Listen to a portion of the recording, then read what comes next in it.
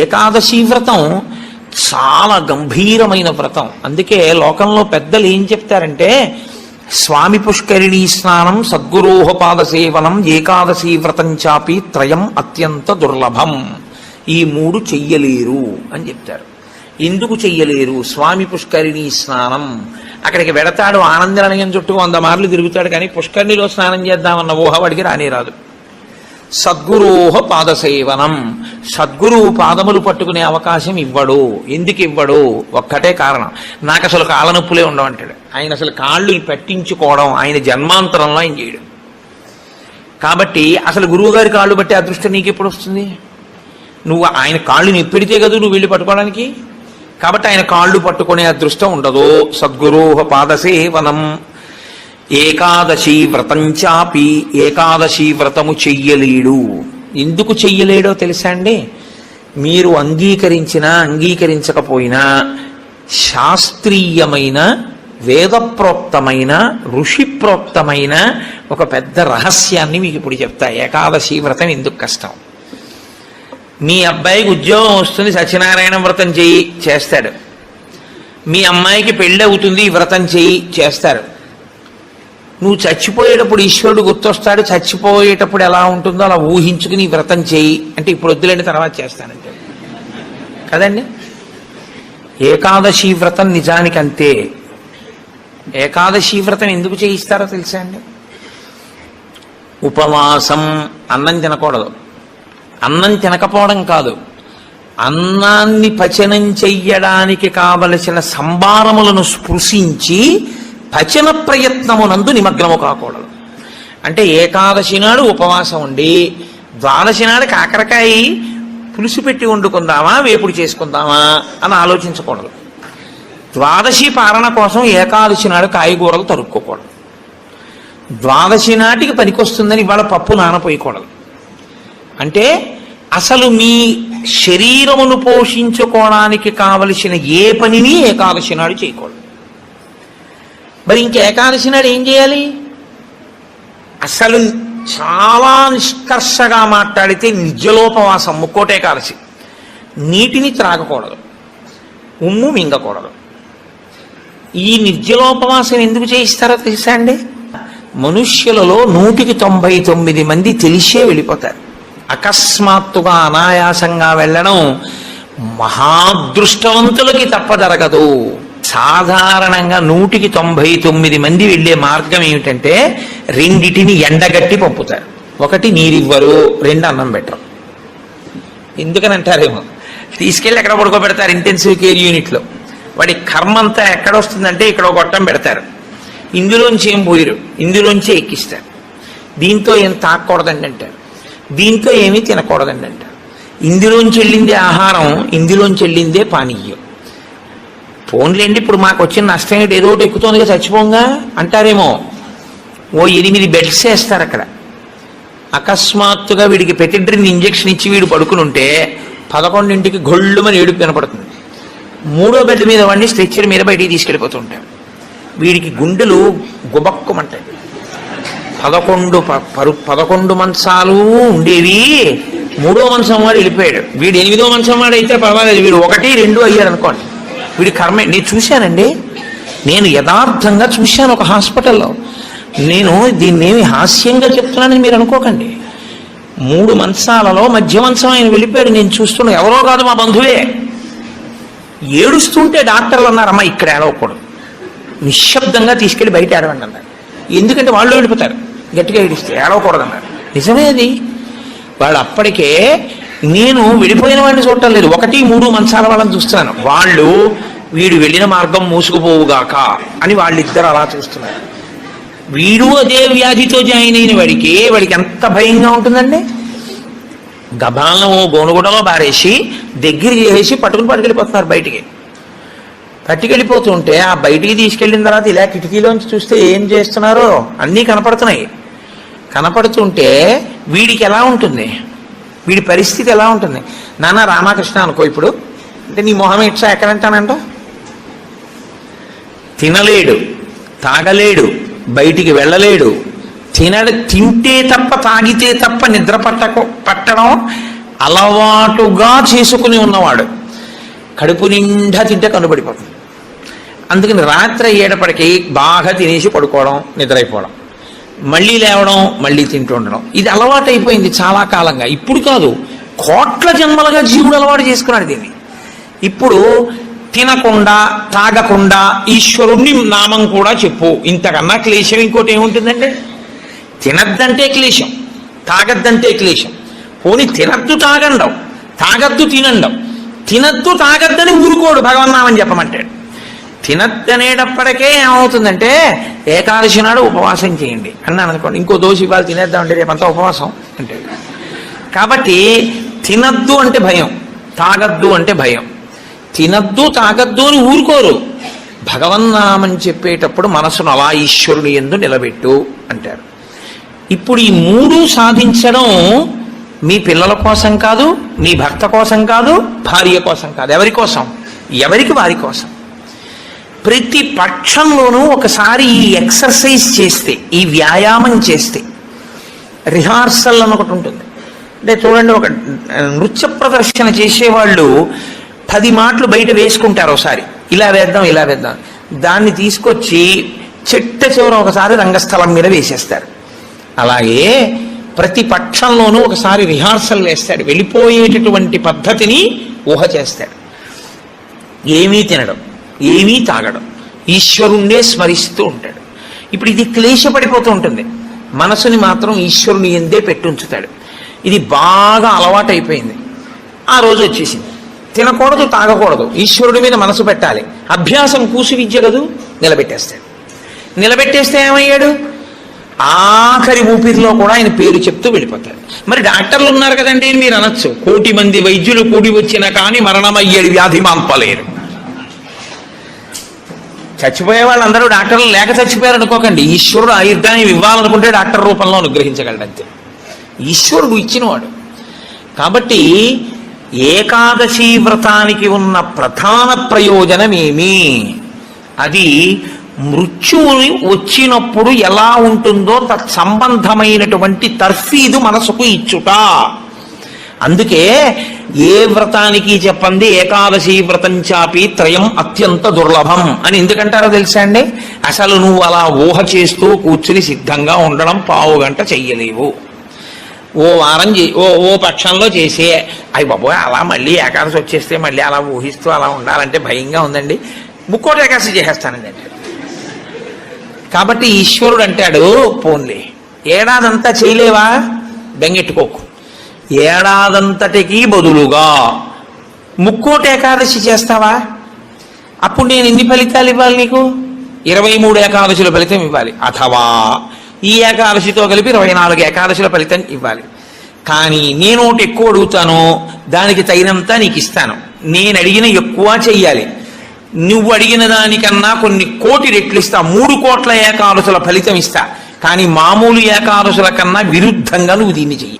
ఎందువల్ల విరుద్ధంగా చేయవలసి ఉంటుంది ముక్కోటి ఏకాదశి అంటే, మామూలు ఏకాదశి నాడు మీరు ఉపవాసం చేసేటప్పుడు పండు కాని కాయ కాని అథవా కాసిన పాలు కాని తాగితే ఉపద్రవం ఏం రాదు, దానికి దోషం పట్టదు శాస్త్రం. ఎందుకంటే శాస్త్రం ఉపవాసం మీద చర్చ చేస్తుంది. ఉపనిషత్తుల్లో ఆ విషయం ఉంది, వేదంలో ఆ విషయం ఉంది. ఎప్పుడెప్పుడు ఉపవాసం ఎలా చెయ్యాలి అన్నది ఉంది. ఆదివారం నాడు కానీ, పౌర్ణమి నాడు కానీ, అమావాస్య నాడు కానీ రాత్రి ఉపవాసం మాత్రమే చెయ్యాలి, పగటిపూట ఉపవాసం చేయకూడదు. ఆదివారం నాడు రాత్రి ఏమీ తినకూడదు, పౌర్ణమి నాడు రాత్రి ఏమీ తినకూడదు, అమావాస్య నాడు రాత్రి ఏమీ తినకూడదు. ఆ ఉపవాస నియమం అక్కడ వరకే. పగటిపూట మీరు భోజనం చేసినా పలహారం చేసినా శాస్త్రం అడ్డురాదు. సాధారణంగా శాస్త్రం ఏం చెప్తుందంటే 2 పర్యాయములు తీసుకోమని చెప్తుంది. 2 పర్యాయములు తీసుకోవచ్చు, కానీ ఇక రాత్రి వేళ తినకూడదు. అష్టమి తిథి, చతుర్దశి తిథి, ఈ 2 తిథుల్లో పగటి వేళ తినకూడదు, రాత్రి వేళ తినాలి. పగటి వేళ ఏమీ తినకుండా ఊరుకుని నక్షత్ర దర్శనం అయిన తర్వాత మాత్రం భోజనం చేయొచ్చు. అది ఒక్క అష్టమి చతుర్దశి తిథులకు. కాబట్టి ఈ తిథులలో ఉపవాసాలకి, వారములలో ఆదివారం ఉపవాసాలకి, ఎందుకంటే వారాలు అన్ని యుగాల్లో లేవు, కలియుగంలోనే వారాలు. మీరు రామాయణాన్ని చూస్తే రామాయణంలో వారాలు ఉండవు, కాబట్టి వార నియమం ఎవరికి వచ్చిందంటే ఒక్క కలియుగంలోనే వచ్చింది. కలియుగంలో ఆదివారమే ఉపవాసం ఎందుకు పెట్టారో తెలుసా అండి? ఆరోగ్యం భాస్కరాది చేత్, ఆరోగ్యము సూర్య భగవానుడి యొక్క అనుగ్రహంతో నిలబడుతుంది. సూర్య భగవానుడు అధిదేవతగా కలిగినటువంటి రోజు, ఆయన యొక్క తేజస్సు ఎక్కువగా పరిపుష్టమయ్యే రోజు భానువారము, ఆదివారం. అటువంటి సూర్య భగవానుడి యొక్క అనుగ్రహం కలగాలి అంటే ఆదివారం నాడు ఉపవసించాలి. ఉపవసించుట అన్న మాటని మీరు ఎప్పుడు రెండు కోణాల్లో అర్థం చేసుకోవాలి. రెండు కోణాల్లో అర్థం చేసుకోవడం అంటే కడుపు ఖాళీ అయిన తరువాత మళ్ళీ వేయకుండుట. శరీరానికి ఆరోగ్యం ఎప్పుడూ డాక్టర్ దగ్గరికి వెళ్లకుండా ఉండడానికి 3 ఉన్నవాడు వెళ్ళడు అని ఆయుర్వేదం చెప్తుంది. ఎవరు వెళ్ళడు అంటే కడుపులో వేసిన పదార్థమంతా ఖాళీ అయ్యే వరకు మళ్ళీ వెయ్యనివాడు. కడుపులో పదార్థం వేశారనుకోండి, అది పూర్తిగా పచనం అయిపోయి కడుపు ఖాళీ అయింది, అప్పటి వరకు వేడు మళ్ళీ. అలా వెయ్యని వాడెవడో వాడు వైద్య దర్శనం చెయ్యడు. ఎడం పక్కకి తిరిగి ఎడమ చేతిని తల కింద పెట్టుకుని గుండెలు పరుపుకో బొంతకో తగిలేట్టుగా పడుకున్నవాడు వైద్యుణ్ణి చూడడు. 3, ప్రతిరోజు రాత్రి తాంబూల చర్వణం చేస్తూ కొంచెం సేపు నడిచి పడుకునేవాడు వైద్యుణ్ణి చూడడు. ఈ 3 పూర్ణారోగ్యానికి ఆయుర్వేద శాస్త్రం విధించినటువంటి నియమాలు. అందుకని అలాగే పడుకోవాలి. అందుకే మీరు ఎప్పుడైనా మహాత్ములు పడుకోవడం చూస్తే ఎప్పుడు ఎడం పక్కకే పడుకుంటారు. కారణం ఏంటంటే ఎడం పక్క పడుకోవడం ఆరోగ్యాన్ని ఇచ్చేస్తుంది, వైటల్ ఆర్గాన్స్ అన్నింటినీ సేఫ్ గార్డ్ చేస్తుంది. నేను ఒకసారి డాక్టర్ని అడిగి అది ఏంటంటే అలా ఉంది ఆయుర్వేదంలోని. నిజమేనండి, అలాగే పడుకోవాలన్నారు. అంతేనండి, మేమైనా అలాగే చెప్తాం, ఎడం పక్కకి తిరిగి పడుకుంటే చాలా మంచిది కోటేశ్వరరావు అన్నాడు. కాబట్టి నేను పురాణాల్లో ఉన్న ఎన్నో విషయాలు డాక్టర్ గారిని అడుగుతుంటే వాళ్ళు నిజమేనండి ఇవన్నీ అంటుంటారు. నేను శరత్కాలంలో అమ్మవారి పూజ ఎందుకు చేస్తారు అన్నదాని గురించి దేవీ భాగవతంలో ఉన్న విషయాల్ని కొన్నింటిని ఒకసారి డాక్టర్ గారిని అడిగితే ఆయన నాకు తెల్లబోయే రహస్యాలు చెప్పాడు. మీరు చెప్పినవే హ్యూమన్ ఎనాటమీలోకి మార్చి చెప్తే మాకేం చెప్తారంటే చలికాలంలో తమంత తాముగా నాడులన్నీ కూడా సన్నబడిపోతాయి. చలిగాలికి కొవ్వు చిన్న చిన్న చిన్న చిన్న చిన్న చిన్న గింజల్లా ఉండి పరిగెడుతుంటుంది రక్తంలో. ఎప్పుడైతే నాడులు ఇలా రక్తనాళాలు సంకోచించాయో అది వెళ్ళి ఆగుతుంది. వెనక నుంచి వస్తున్నది వచ్చి దాన్ని తగులుకుని ఆగుతుంది. గసగసాలు ఒకదాన్నొకటి తగులుకున్నట్టుగా తగులుకుని ముద్ద కట్టి ఆగుతుంది. రక్త ప్రవాహం ఆగిపోయి స్ట్రోక్స్ వస్తాయి. చలికాలంలో స్ట్రోక్స్ వస్తాయి కాబట్టి అలా రాకుండా ఉండడానికి దేవీ నవరాత్రులు చేయిస్తారు. దేవీ నవరాత్రుల్లో మృత్యుదంస్త్ర బయటికి వస్తుందని చెప్పడానికి కారణం అది అని నేను ఒకసారి దేవీ భాగవతం శ్లోకాలు మా ఇంటికి వచ్చిన డాక్టర్ గారికి చూపిస్తే యథార్థంగా మాకు వైద్యం చెప్పినప్పుడు దీన్ని ఇంగ్లీష్లో ఇలా చెప్పారండి, దాన్ని ఆ రోజు ఋషులు ఇలా చెప్పారన్నమాట అని ఆయన తెల్లబోయాడు. కాబట్టి మన ఋషులు అద్భుతంగా దాన్ని అన్వయం చేసి తీసుకొచ్చి చూపిస్తారు. కడుపులో పదార్థము పూర్తిగా అయిపోయేంత వరకు మళ్ళీ పదార్థం అందులో వెయ్యకూడదు. మీరు ప్రతిరోజు అలా వేస్తూ పెడుతున్నారనుకోండి, మళ్ళీ అది కడుపు ఖాళీ అవగానే మళ్ళీ వేశారు. మళ్ళీ అందులోంచి రసాయనాలు ఊరాలి, అది మళ్ళీ తిరుగుతూ ఉండాలి. మీ ప్రయత్నం లేకుండా ఎప్పుడూ తిరుగుతూ మీ ప్రయత్నం లేకుండా ఆగిపోయేటటువంటి స్పందనలు శరీరంలో ఈశ్వరాధీనములై కొన్ని ఉంటాయి. వాటిని మీరు అసలు ఆపలేరు. ఊపిరితిత్తి, గుండె ఇలాంటివి మీరు ఆపు అని అడగను లేరు. నువ్వు విశ్రాంతి తీసుకోవాలన్నా ఆగవు. ప్రయత్నపూర్వకంగా మిగిలిన వాటి ఆరోగ్యం కోసం ఒక దాన్ని ఆపమని చెప్పింది శాస్త్రం. దేన్ని ఆపాలి అంటే కడుపులో ఉన్న కండరముల యొక్క కదలికకి విశ్రాంతినిమ్మని చెప్పింది. కడుపులో ఉన్న కండరములకు విశ్రాంతిని ఎవరిస్తారో అటువంటి వారి ఆరోగ్యము బాగుంటుంది అని. కడుపులో ఉన్న కండరముల కదలిక ఎప్పుడు ఆగుతుందంటే దాని లోపల పదార్థమును వేయడం ఆపితే ఆగుతుంది. అందుకని ఏం చేస్తారంటే ఉపవాసము అన్న పేరుతో లోపల పదార్థం వెయ్యరు. వేయకపోతే ఏమవుతుందంటే కండరములు కదలం. కండరములు కదలకపోతే కంటికి కడుపుకి దగ్గర సంబంధం. కడుపు నిండకపోతే, కడుపు ఖాళీగా ఉంటే కనురెప్ప పడదు. కనురెప్ప పడకపోతే మీరు ఈశ్వరుడి యందు దృష్టి నిలబెట్టి ఈశ్వరుడి యొక్క ఆరాధన చెయ్యగలరు. కాబట్టి ఉపవాసం అన్న దాంట్లో అన్నం తినకుండా ఉండడం అనేటటువంటిది ప్రధానమైన నియమము. దీనికి మినహాయింపిచ్చి ఎట్టి పరిస్థితుల్లో చెయ్యకూడని వాళ్ళని ఇద్దరిని చెప్పింది శాస్త్రం. 8 ఏళ్లకు ముందున్నవాడు 80 ఏళ్లు దాటినవాడు ఉపవాసం చేయరాదు జీవితంలో. ఈ ఇద్దరికి నిషేధం. 8 ఏళ్లు కిందున్న వయస్సు, 80 ఏళ్లు పూర్తయిన వాళ్ళు ఉపవాసం చేస్తే పాపం, వాళ్ళు చేయకూడదు. ఎందుకని అంటే వాళ్ళ శరీరం అంగీకరించింది, అందులోకి పదార్థాన్ని వేయకపోతే ఒప్పుకోదు. 3వ మినహాయింపు ఒకరికి ఇచ్చింది. కడుపులోకి పదార్థం వెయ్యకపోవడమే విషంగా మారిపోయి శరీరాన్ని పడగొట్టగలిగిన వ్యాధి ఏదైనా సంక్రమించి ఉంటే, అంటే ఓ షుగర్ పేషెంట్ అనుకోండి, ఆయన అలా ఉండిపోయాడు అనుకోండి, ఫాస్టింగ్లో పడిపోతుంది, కోమాలోకి వెళ్ళిపోతాడు. అప్పుడు ఆయన పదార్థాన్ని శరీరం నిలబెట్టుకోవడానికి కావలసినంత పదార్థాన్ని లోపలికి పంపినా ఆయన ఉపవాసం చేసిన వాడే. మీరు ఎప్పుడూ ఒకటి గుర్తుపెట్టుకోవాలి, శాస్త్రం ఇప్పుడు మాట్లాడినా చాలా ఉదారంగా మాట్లాడుతుంది. శాస్త్రము కఠినంగా అసలు ఎప్పుడు ప్రవర్తించదు. అలా చెయ్యలేరు మీరు, నిజంగా చాలా కష్టం. కాబట్టి 8 సంవత్సరముల లోపు వాళ్ళు, 80 సంవత్సరములు దాటిన వారు ఉపవాసమును చేయరాదు. ఉపవాసమును చేయరాదు అంటే పదార్థమును విసర్జించి ఉండరాదు. కాబట్టి ఉపవాసము అన్న మాటలో మీ కడుపు కండరములు కదలకుండా విశ్రాంతి ఇచ్చుట అన్నది ప్రధాన ప్రక్రియ. ఇది మీరు చూడండి, ఇవాళ రేపు పెద్ద పెద్ద ప్లాంట్స్ కూడా షట్ డౌన్ అంటారు, కావాలని ఆప్ చేస్తారు, వాటి లాంగివిటీ పెరుగుతుంది, జీవితకాలం పెరుగుతుందని. అదే అన్వయం ఋషులు శరీరానికి చేశారు. ఇది కూడా ఒక యంత్రాంగం, ఇది ఒక తెప్ప. ఇది ఉంటే నువ్వు పుణ్యం చేస్తావు, ఇది ఉంటే నువ్వు ఇంకొక ధర్మకార్యం చేస్తావు. అసలు ఇదే లేకపోతే ఇంకేం చేస్తావు? ఇక జీవుడు చేసుకోవడానికి ఏం లేదు, ఇది ఉపకరణం. కాబట్టి దీన్ని చాలా జాగ్రత్తగా నిలబెట్టుకోవాలి. నిలబెట్టుకోవాలంటే దీని ఆయుర్దాయం పెంచాలంటే 2 రకాలుగానే పెంచాలి. ఒకటి, ఆవేశపడి ఊపిరి తీయకుండా ఉండాలి, ఎందుకంటే ఊపిరిలో ఆయుర్దాయం ఉంటుంది కాబట్టి.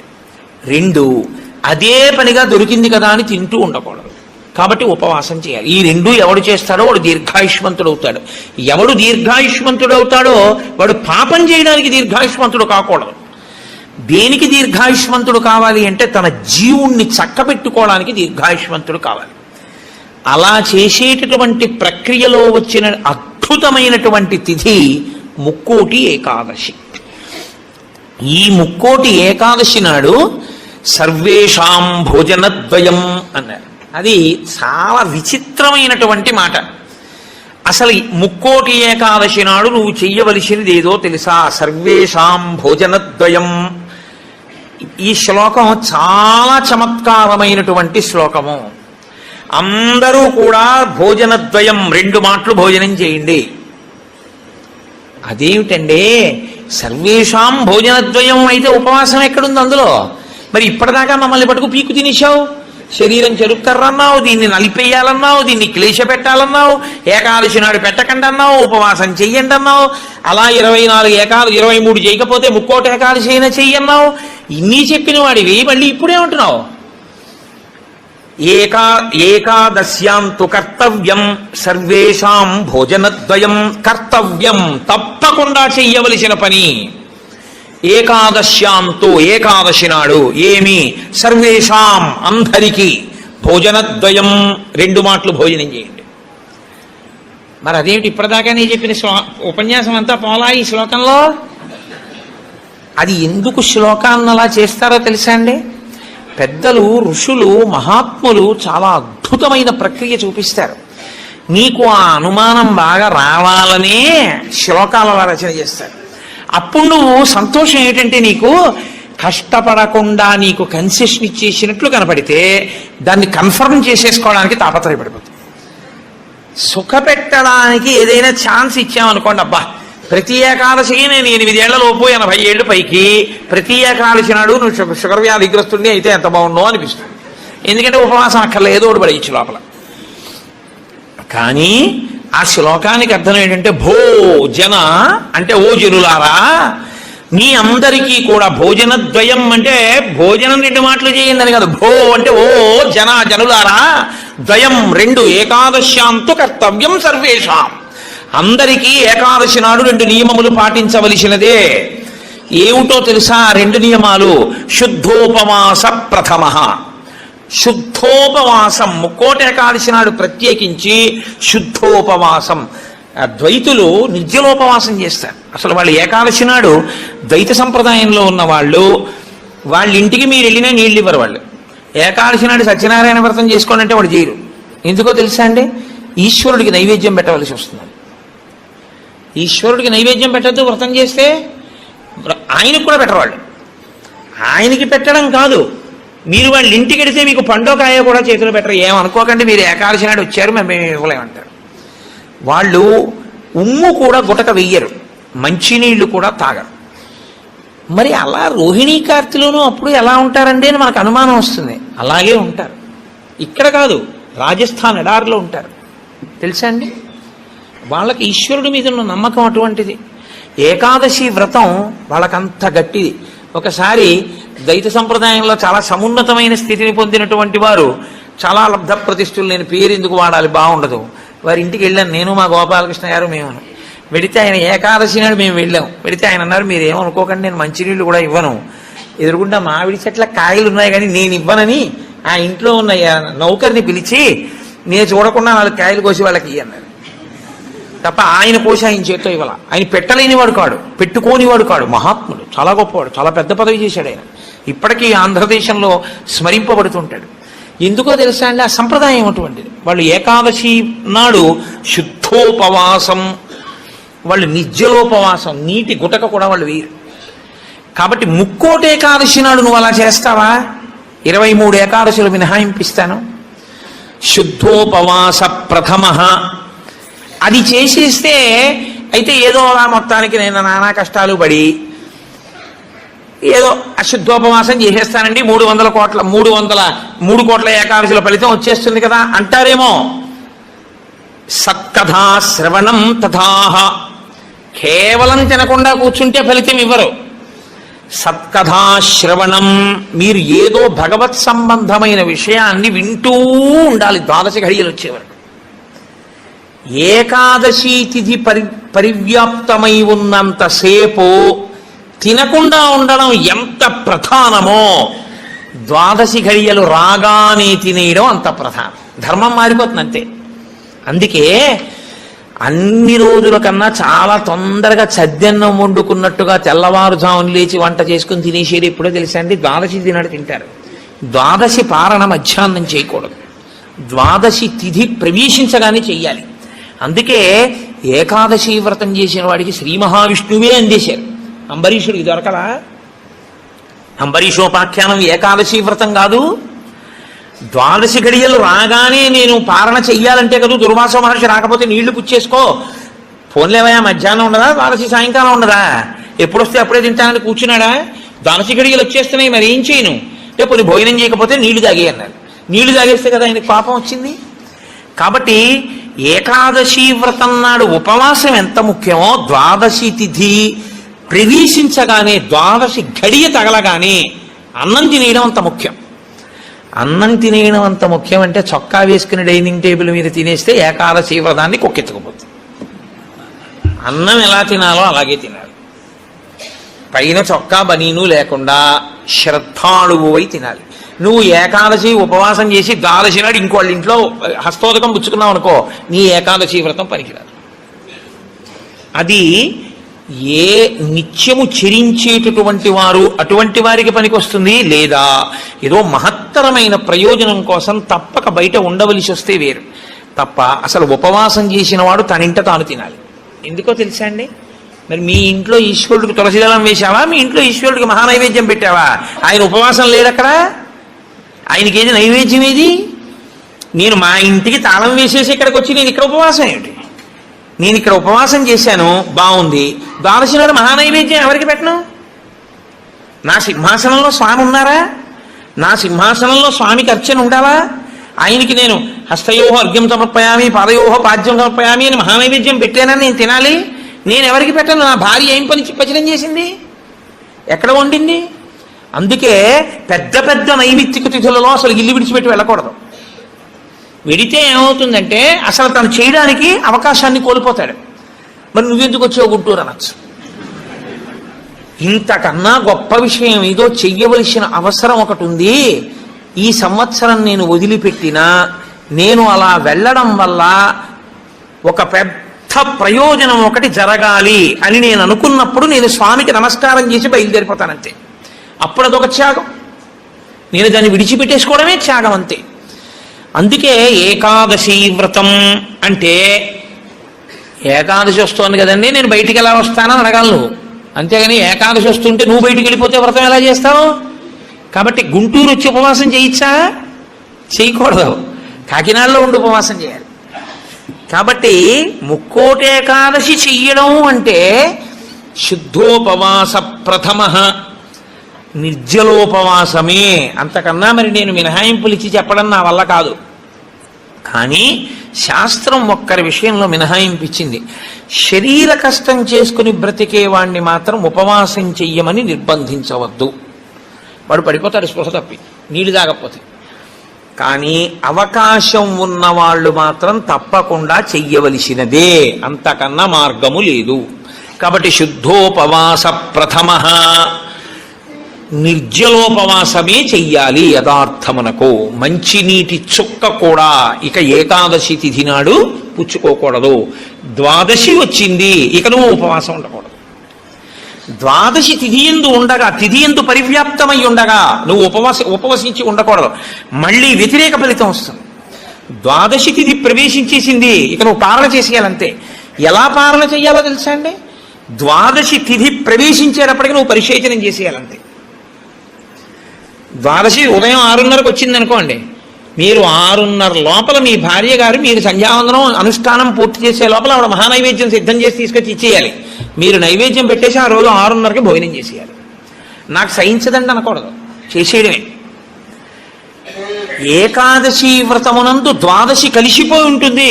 నేను చెప్పింది అబద్ధమైతే అంబరీషోపాఖ్యానం అబద్ధమే, అంబరీషోపాఖ్యానం అబద్ధమైతే వ్యాసుడే అబద్ధం. కాబట్టి నేను చెప్పింది నిజం. ఏకాదశి వ్రతం అంటే అంతే, అలాగే చేస్తారు. ఇలా కాని చెయ్యగలిగితే ముక్కోటి ఏకాదశి నాడు నీకు నేను 3 కోట్ల ఏకాదశులు చేసిన ఫలితాన్ని నీ ఖాతాలో వేసేస్తాను. ఎందుకో తెలుసా? 1 శరీరమును క్లేశపెట్టావు, 2 మనసుని ఏకాగ్రతతో నిలబెట్టావు. కాబట్టి ఏం చేయాలంటే మార్చి మార్చి మార్చి మార్చి మార్చి మార్చి భగవత్ కథ యందు కూర్చోవాలి. మరి ఇక దేనికి లేవాలి? శరీర శోధన చేయడానికి, మూత్ర విసర్జన చేయడానికి లోపలికి వెళ్ళిన నీళ్లు లేవు, మల విసర్జన చేయడానికి లోపల వేసిన పదార్థం లేదు, ఇంకెందుకు లేవడం? కాబట్టి లేవక్కర్లేదు. కాబట్టి ఏకాదశి రాగానే కూర్చుంటే ద్వాదశి వచ్చాక లే. అయితే అప్పుడు అందులో ఏముంది? జాగరణ కూడా ఉందా? ఉందా లేదా? ఏకాదశి నాడు ఉపవాసం అంటే అన్నం తినకుండా పగట కూర్చోవడం అని మీకెవరు చెప్పారు? జాగరణ కూడా ఉంది. అందుకే ముక్కోటి ఏకాదశి నియమాలు అన్వయమయ్యేది మళ్ళీ 3 తిథులకు అన్వయం అవుతాయి.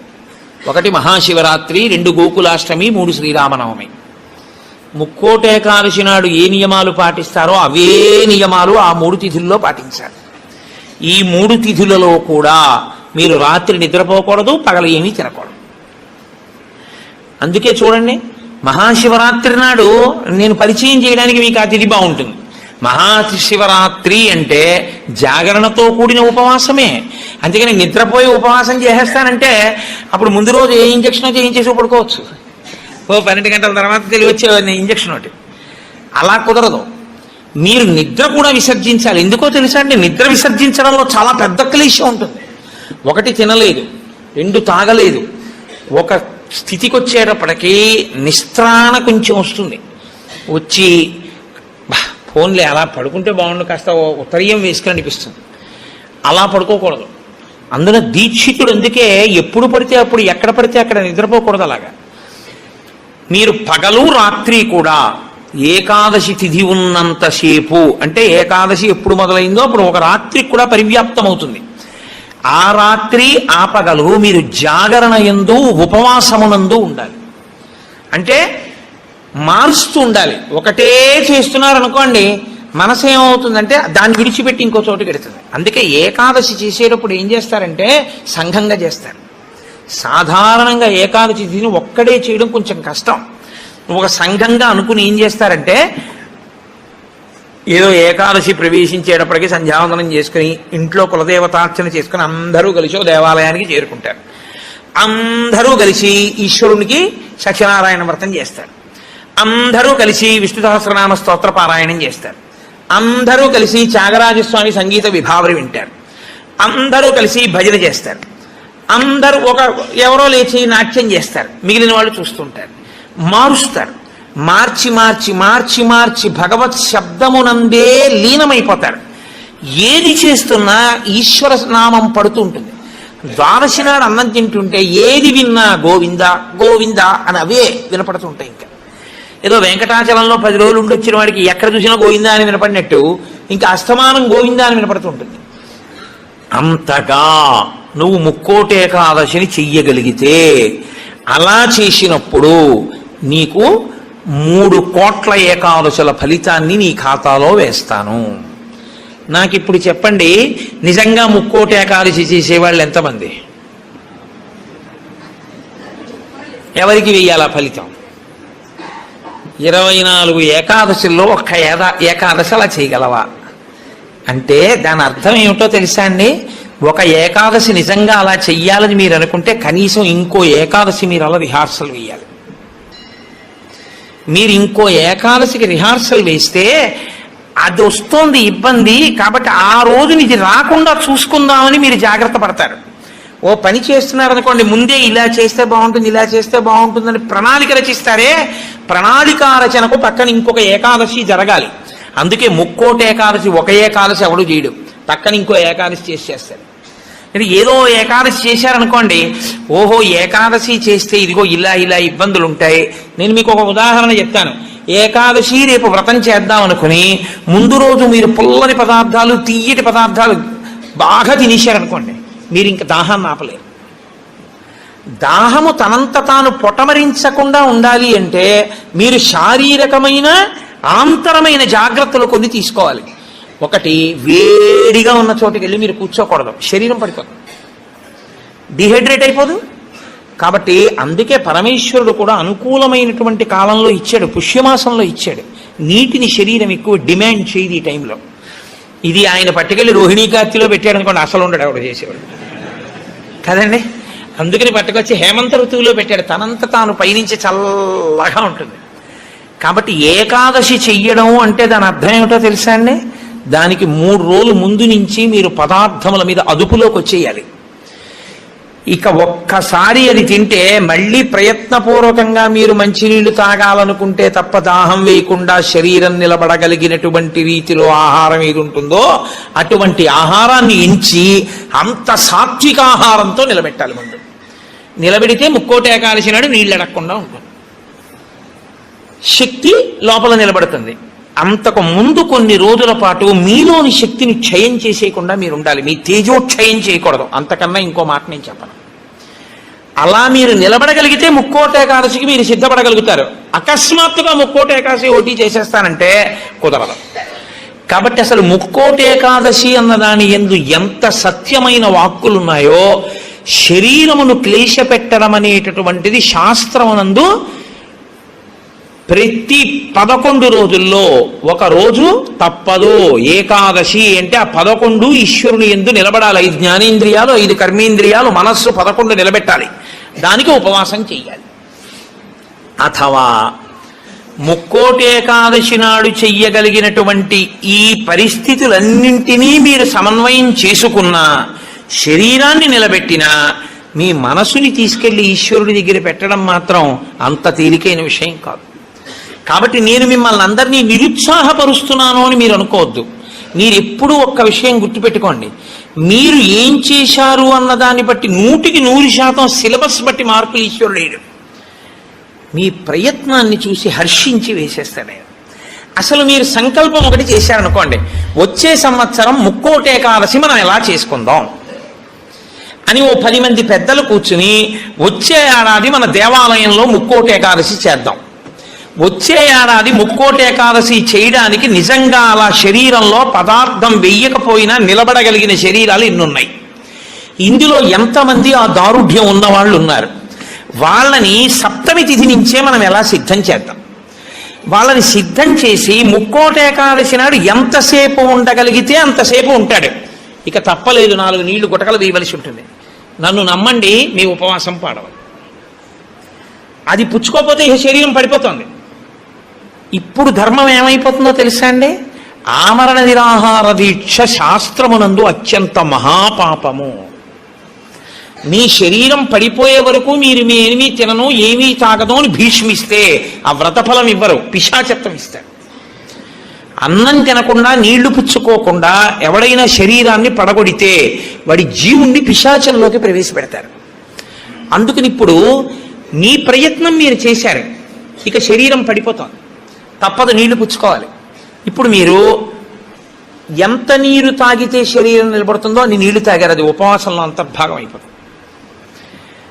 ఇప్పుడు ఒక్క అరటిపండు లోపల వేయకపోతే శరీరం నిలబడదు. ఓ అరటిపండు లోపల పడేశారు, మీకు ఉపవాసమునకు భంగము రాదు. కాబట్టి గురుముఖత చాలా జాగ్రత్తగా శాస్త్రము చెప్పిన నియమములను బాగా విని అసలు దాని మీద తర్ఫీదు ఏడాది మొదలుపెట్టారనుకోండి, మీరు చాలా తక్కువ మందితో మేము ఇలా చేస్తాం అన్న సంకల్పం ఒకటి. రెండు, అన్నిటికన్నా ప్రధానంగా దృష్టిలో పెట్టుకుని చెయ్యవలసింది ఏమిటో తెలుసా అండి? నీరు పుచ్చుకోకుండా ఆహారము పుచ్చుకోనప్పుడు మనసు ఆ స్థితికి వెడుతున్నప్పుడు ఎంత ఖేదపడుతుందో ఇప్పుడు అర్థమవుతోంది.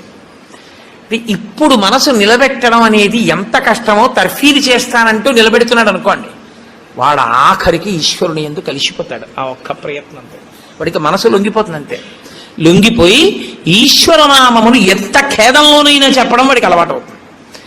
దీనికి ముక్కోటి ఏకాదశి వచ్చింది. అయితే ముక్కోటి ఏకాదశి నాడు జరిగేటటువంటి క్రతువులలో ఒక భాగంగా ఉత్తరద్వార దర్శనము అని ఒకటి ఉంటుంది. ఇది మళ్ళీ సంప్రదాయంలో ఒక్క వైష్ణవ దేవాలయాల్లోనే. అసలు ఇంకా నేను పరమ సత్యం చెప్పవలసి వస్తే ఇది యథార్థమునకు ఒక్క శ్రీరంగ క్షేత్రమునకే సంబంధించింది. అందుకే ఉత్తర ద్వారం తీయడం అన్నది ఒక్క శ్రీరంగ క్షేత్రానికే ఉంది. అసలు నిజానికి మిగిలిన క్షేత్రాల్లో ఉత్తర ద్వారాలు తీయడాలనే మాటలు లేవు. కాలక్రమంలో ఏమైందంటే అందరూ శ్రీరంగ క్షేత్రానికి వెళ్ళి ఇన్ని కోట్ల మంది ఉత్తర ద్వార ప్రవేశం చేయలేరు. కాబట్టి కొంతలో కొంత ఎక్కడ ఉన్న విష్ణు క్షేత్రాన్ని అక్కడే శ్రీరంగ క్షేత్రంగా భావన చేసి రంగనాథుణ్ణి స్మరిస్తూ ఉత్తర ద్వారంలోంచి వెడతారు. ఉత్తర ద్వారంలోంచి ఆ రోజున శ్రీ మహావిష్ణువు ఏమీ చెయ్యలేనివాడు, అన్ని విధాల ఇంకా అసలు నేను ఈశ్వర ఏమీ చెయ్యలేను, నువ్వే నాకు ఆధారం, నువ్వే నన్ను తీసుకుపో అన్నవాణ్ణి ఉత్తర ద్వారం తెరిచి తనతో తీసుకుపోతాడు. ఉత్తర ద్వారం తీస్తే మీరు ఎటువైపు ఎడతారు? ఉత్తరానికి ఎడతారు కదండి. ఉత్తర ద్వారం ఎందుకు తీయడం? దక్షిణ ద్వారం తీయకూడదా, తూర్పు ద్వారం తీయకూడదా? తూర్పు మంచిది కదా, మరి ఉత్తర ద్వారం ఎందుకు? అంటే మీరు యథార్థాన్ని గమనిస్తే ఉత్తరాన ఏముంటుందో తెలుసా అండి? హిమాలయాలు ఉంటాయి, ఉత్తరాన కైలాసం ఉంటుంది, ఉత్తరాన మృత్యుంజయుడు పరమేశ్వరుడు ఉంటాడు. ఉత్తర దిక్కుకి ప్రయాణం చెయ్యడం అంటే దక్షిణ దిక్కుకి ప్రయాణం ఆగిపోవడం. దక్షిణ దిక్కుకి ఏది ఎడుతుందంటే శ్మశానం ఉంటుంది దక్షిణ దిక్కున. ఎన్ని కోట్ల జన్మలెత్తినా ఆఖరికి శరీరం వెళ్ళిపోయేది అక్కడికి. ఎవడు ఈశ్వరుడితో పాటు ఉత్తినే ఉత్తర ద్వారంలోంచి వెళ్ళడం కాదు, అసలు నిజంగా ఉత్తర ద్వారంలోంచి వెళ్ళడం అంటే ఏమిటో తెలుసా అండి? ఈశ్వరుడి పల్లకి వెళ్ళి పల్లకి వెంట వీళ్ళు వెళ్ళాలి. అసలు శాస్త్రం అది. ఈశ్వరుడికి ఆ రోజున అర్చన చేసి పల్లకీ పట్టుకుని పల్లకీని తీసుకెడతారు ఉత్తర ద్వారంలోంచి, ఆయనతో వెళ్ళాలి. నువ్వు తినే ఉత్తర ద్వారంలోంచి వెళితే నీకేం వస్తుంది? ఆయన వెళ్ళిన ఉత్తర ద్వారంలోంచి వెళ్ళాలనుకోవాలి. అథవా అసలు నిజంగా వెళ్ళవలసింది ఏమిటంటే ఈశ్వరుడితో వెళ్ళాలి. కనీసంలో కనీసం నీ బాధ్యత ఏమిటి? ఉత్తర ద్వారంలోంచి నువ్వు వెళ్ళాలనుకుంటే ఈశ్వరుడితో వెళ్ళేటప్పుడు ఎలా వెళ్ళాలో నువ్వు అలా వెళ్ళాలి. ఈశ్వరుడితో వెళ్ళేటప్పుడు వెళ్ళేవాడు ఎలా వెళ్ళాలి? వైదికంగా వెళ్ళాలి. పైన చొక్కా బనీను ఏమీ లేకుండా ఉత్తరీయాన్ని మాత్రమే కప్పుకుని పంచ గోచీ పోసి కట్టుకోకుండా వెళ్ళకూడదు. గోచీ పోసి కుర్చీళ్లు పెట్టుకుని వెనక్కి దోపుకోకుండా వెడితే మహాపాపం. వేదం పటలపన్నం చెప్తోంది. కాబట్టి కుర్చీళ్లు పెట్టి గోచీ పోసి వెనక దోపి అన్నీ విప్పి ఉత్తరీయం వేసుకుని ఎవరి సంప్రదాయానుసారం వారు తిలకధారణ చెయ్యాలి. నీకు ద్వాదశనామములైతే ద్వాదశనామములు, నాకు విభూతి ధారణ ఎలా చెప్తే అలా నేను విభూతి ధారణ నేను చేసి శ్రీరంగనాథుడితో కలిసి ఆయన పల్లకీతో నేను ఉత్తర ద్వారంలోంచి మౌనంగా కానీ భగవన్నామని చెప్తూ కానీ ఆయన వెంట వెడితే నా ప్రాణోత్క్రమణం అయినప్పుడు కూడా ఆయన నన్ను అలాగే తీసుకెడతాడు. ఉదారుడై నన్ను నమ్మి శాస్త్రం నమ్మి నాతో ఓ రోజు వచ్చాడు. కాబట్టి ఇప్పుడు అలాగే తీసుకెడతానని ఉత్తర ద్వారంలోంచి తీసుకెడతాడు. ఇది ఇక ఏమీ చెయ్యలేను, నాకేమీ చేత కాదన్నవాడైనా కనీసం చెయ్యాలి. ఏమీ చేత కాని వాడన్నా చెయ్యాలి. ఈశ్వరాన్ని నాకు ఏం చేతనైనని నేను అన్నీ చేసేస్తానని ఇది మాత్రం మానేస్తాను అన్నవాడన్నా చెయ్యాలి. అందుకే శివాలయంలో ఎందుకు ఉండదో తెలుసా అండి? ఉత్తర ద్వారంలోంచి వెళ్ళేది అక్కడికే కాబట్టి ఇంకా మళ్ళీ శివాలయంలో ఉత్తర ద్వారం ఎందుకు? అంత శివకేశవ అభేదంగా ఉంటుంది ముక్కోటేకాదశి యథార్థమునకు. కాబట్టి ముక్కోటేకాదశి తిథి, ఏకాదశి తిథి అంత గొప్పవై ఉంటాయి. అందుకని ఉత్తర ద్వార ప్రవేశం చేస్తారు. అటువంటి ముక్కోటేకాదశి తిథి నాడు మీరు భగవత్ సంబంధంగా ఏది చేసినా కూడా దేశకాలాదులను అనుసరించి కోట్ల రెట్లలో ఈశ్వరుడు దాని ఫలితాన్ని ఏర్పాటు చేసేస్తాడు. మీరు రామచంద్రమూర్తిని నించోపెట్టి పంచామృతాలతో అభిషేకం చేశారనుకోండి, 3 కోట్ల పర్యాయములు అభిషేకం చేసిన తరువాత ఆ మూర్తి ఎంత తేజస్సుతో నిలబడుతుందో అంత తేజస్సుతో నిలబడిపోతుంది అక్కడ. ఇప్పుడు ఆ వంశానికి ఆ దేవాలయానికి ఎంత శక్తి వచ్చేసిందో మీరు ఆలోచించండి. మీరు ఒక తులసిదళం పట్టుకొచ్చి శ్రీ మహావిష్ణువుకి ఇచ్చారనుకోండి, మీరు 3 కోట్ల తులసిదళాలు పట్టుకొస్తే ఏ ఫలితమో ఆ ఫలితం ఇస్తారు. 3 కోట్ల ఏకాదశుల్లో 3 కోట్ల తులసిదళాలు పట్టుకొచ్చి ఇచ్చిన ఫలితం. మీరు రేపొక్కసారి శ్రీరామ రామ రామే తిరమే రామే మనోరమే అన్నారనుకోండి, 3 కోట్ల పర్యాయములు విష్ణు సహస్రాన్ని పారాయణ చేసిన ఫలితం వేస్తారు. రేపు అన్ని 3 కోట్ల మీద వేస్తారు. రేపు మీరేమీ చేయలేదనుకోండి, 3 కోట్ల పాపాలు చేసిన ఫలితం వేస్తారు. మరి అంతే కదండి. 100 మంది పరీక్ష కడితే 30 మంది పాస్ అయ్యారని నేనంటే 70 మంది ఏమైనట్టు? ఫెయిల్ అయినట్టేగా. మరి ఏమీ చెయ్యని వాడు ఏమైనట్టు? పాపాన్ని పొందినట్టు కదా 3 కోట్ల పాపాలని. కాబట్టి ఉత్తర ద్వార దర్శనము చెయ్యాలి, ఉపవాసము చెయ్యాలి. ఇందులో ఎవరెవరు ఏ మినహాయింపులో కెడతారో మినహాయింపును అనుభవించినా తాను చెయ్యగలిగింది చెయ్యాలి. నేను ఏమీ చెయ్యలేని వాడిని అనడానికి మాత్రం నీకేమీ లేదు. నువ్వు అసలు కదలలేని వాడు అయితే ఇంట్లో కూర్చుని గోవిందనామైనా చెప్పాలి. కాబట్టి రేపొక్క రోజు ఉదయం నుంచి కనీసం రాత్రి నిద్రపోయే వరకు జాగరణ చేయకపోయినా నిద్రపోయే వరకు భగవన్నామమునందు మాత్రమే నిబద్ధుడయ్యుంటే అంతకన్నా భాగ్యమే ఉంటుంది.